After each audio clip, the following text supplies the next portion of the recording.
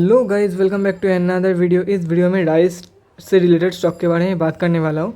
तो ये स्टॉक है वर्ल्ड का leading producer of basmati rice. और ये जो राइस है ये इंडिया का रोटी के साथ साथ राइस भी एक इम्पॉर्टेंट फूड है। साउथ में देख लो, ईस्टर्न इंडिया में देख लो, सब लोग ज़्यादा राइस को ही प्रेफर करते हैं। राइस से बनी हुई डिश या तो फिर राइस को ही प्रेफर करते हैं वो लोग।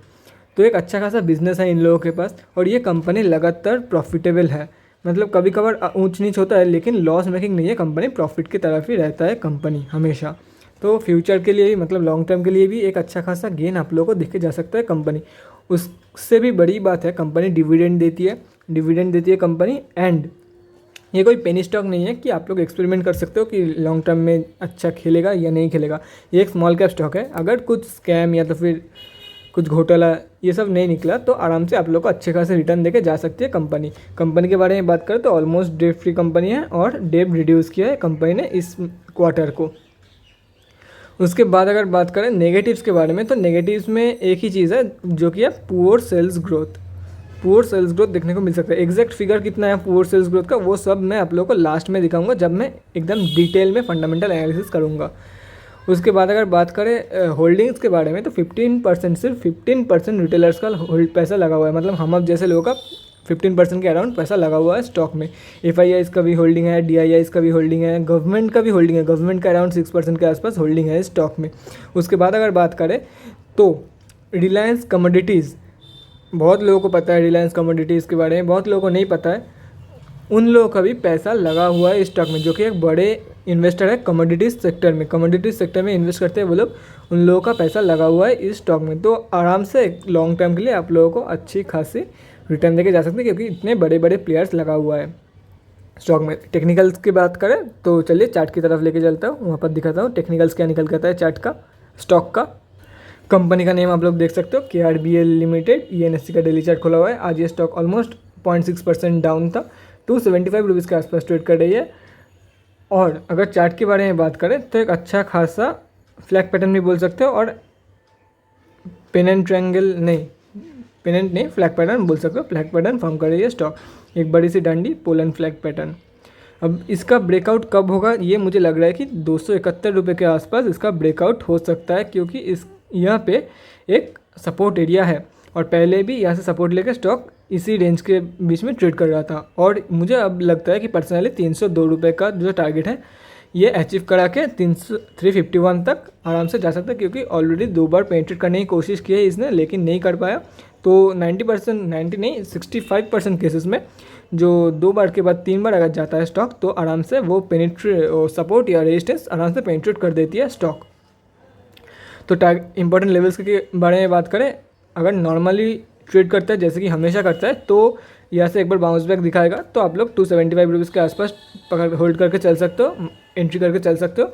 बाउंस बैक कन्फर्मेशन के बाद ही एंटर करना, उसके पहले नहीं, क्या पता स्टॉक नीचे चली जाए। अगर बाउंस बैक कन्फर्मेशन हो जाता है तो आप लोग 275 रुपीज़ के आसपास बाई करके चल सकते हो। इसके नीचे भी बाई करके चल सकते हो अगर आप लोग को सच में कन्फर्मेशन मिलती है। टू बी सेफ, जिन लोगों को कन्फर्मेशन हाँ ये ब्रेकआउट हुआ है कि नहीं, ब्रेकआउट और फेकआउट में जो लोग डिस्टिंग्विश नहीं कर पाते उन लोगों के लिए मैं बोल देता हूँ, अगर 273 प्लस डेली के चार्ट में, डेली ये जो डेली चार्ट खोला हुआ है इसमें अगर 273 प्लस एक कैंडल हरा कैंडल बनता है तो आप लोग एंट्री मार के चल सकते हो। या तो फिर to be safe, very safe, 275 rupees के प्राइस पॉइंट में आप लोग बाई करके चल सकते हो आराम से। अभी जिस रेंज में ट्रेड कर रहा है उसी रेंज में आप लोग आराम से बाई करके चल सकते हो इस स्टॉक को 302 या 300 रुपये के टारगेट के लिए, फर्स्ट टारगेट।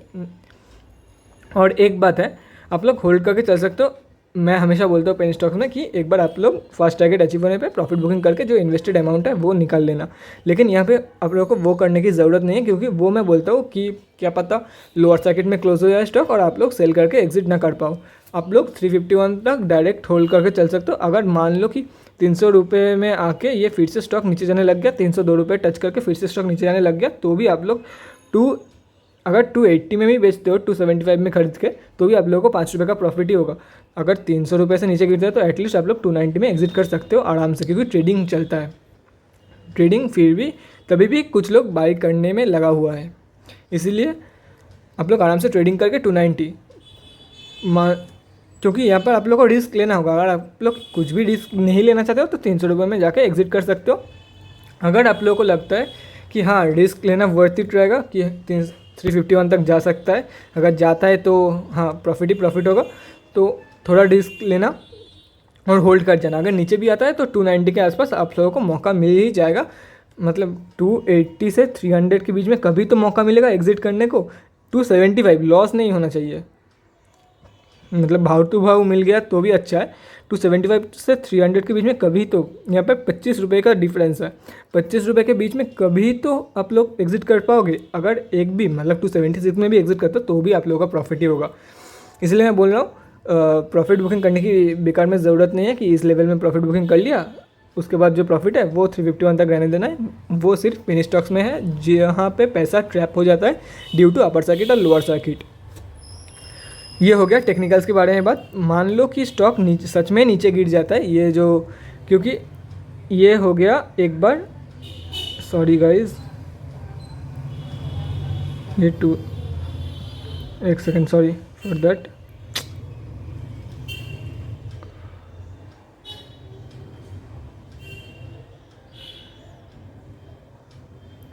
हाँ, ये मुझे पर्सनली नहीं लगता कि इस बार भी बाउंस बैक देने का चांसेस क्यों ज़्यादा है, क्योंकि जैसे कि इस बार भी 2 बार टच डाउन हुआ था, यहाँ पे भी 2 बार टच होगा, फिर से वो ऊपर जा सकता है। लेकिन ये स्टॉक मार्केट है, इसका कोई भरोसा नहीं है, क्या पता ये नीचे चली आए। अगर नीचे चली आती है तो 245 तक का लेवल्स आप लोगों को दिखा सकते हैं। According to 2/2 rule most of the stock second resistance या अगर सेकंड रेजिस्टेंस है तो सेकंड रेजिस्टेंस से नीचे गिरती है, और अगर सपोर्ट है तो सेकंड सपोर्ट से बाउंस बैक करके ऊपर जाती है। तो एक सपोर्ट तो इसने पेनिट्रेट कर दिया, सेकंड सपोर्ट ये वाला होगा, तो यहाँ से 90% चांसेस है कि बाउंस बैक कर जाएगा। अगर बाउंस बैक करती है तो 247 के लेवल्स में बाई करके चल सकते हो फॉर द टारगेट ऑफ 271। उसके बाद सेकंड टारगेट आएगा 302 रुपीज़ के आसपास। उसके बाद थर्ड टारगेट तो नहीं जाएगा, लेकिन फिर भी मैं बता देता हूँ 351। ये रहा इस कंपनी का लेवल्स। अब फंडामेंटल्स के बारे में बात करें तो चलिए दिखाता हूँ आप लोगों को डिलीवरी परसेंटेज क्या निकल के आता है। 1.84 लाख क्वांटिटी ऑलमोस्ट आज लोग सीएनसी में घर लेके गए, लेकिन परसेंटेज भी एक बार दिखा देता हूँ आप लोगों को। ये आप लोग देख सकते हो KRBL लिमिटेड निफ्टी FMCG में लिस्टेड है। उसके बाद अगर बात करें तो ऑलमोस्ट 6 लाख क्वांटिटी आज ट्रेड हुआ था, जिसका वैल्यू निकल कर आ रहा था 1678 लाख रुपये। 275.05 के प्राइस पॉइंट में 2000 ऑलमोस्ट 2100 क्वांटिटी पेंडिंग ऑर्डर है। डिलीवरी परसेंटेज के बारे में बात करें तो सॉरी गाइज, 1,84,000 नहीं 2,02,000। ये जब मैंने चेक किया था तब अपडेट नहीं हुआ था शायद, इसलिए वो दिखा रहा था 33%। मतलब एक पॉजिटिव माइंडसेट आप लोग पकड़ के चल सकते हो। अबव 30% मतलब एक पॉजिटिव माइंडसेट की इस बार ऊपर की तरफ एक अपवर्ड रैली दिखा सकता है, चांसेस है। इसीलिए बायर एक्यूमुलेट कर रहा है इस स्टॉक को, मतलब बायर होल्ड कर रहे हैं इस स्टॉक को। तो ये सब तो हो गया। अब डायरेक्ट आप लोगों को फंडामेंटल्स दिखाते हैं कंपनी क्या करती है, उसके बाद साथ साथ इंपॉर्टेंट फिगर्स क्या निकल के आते हैं कंपनी का। जैसे कि मैं बोल रहा था KRBL is world's leading basmati rice producer and has fully integrated operations in every aspect of basmati value chain, right from seed development, contract farming, procurement of paddy, storage, processing, packaging, branding, marketing। मतलब इन लोगों के पास सब कुछ rights है, A to Z सब कुछ कर सकते हैं बासमती प्रोडक्शन में। तो इन लोगों का किसी के ऊपर भरोसा करने की ज़रूरत नहीं है। मार्केट कैप अच्छा खासा निकल के आ रहा है कंपनी में 6,513 करोड़ के आसपास। ROC की बात करें तो 20% ROC, ROE 16.5%, book value 157, book value से 100 रुपये के बीच में ही ट्रेड कर रही है, मतलब 100 रुपये के गैप में ही ट्रेड कर रही है फिलहाल। It's trading around 52 week high compare to the 52 week low. उसके बाद अगर बात करें तो एक साल में अच्छा खासा रिटर्न ऑलमोस्ट 100% के रिटर्न प्लस ये कंपनी दे के जा रही है। 100% के आसपास रिटर्न देके जा रही है, 100% प्लस नहीं, 100% के आसपास रिटर्न देके जा रही है कंपनी एक साल में। डिविडेंड भी कंपनी देती है, फेस वैल्यू 1 रुपये का है।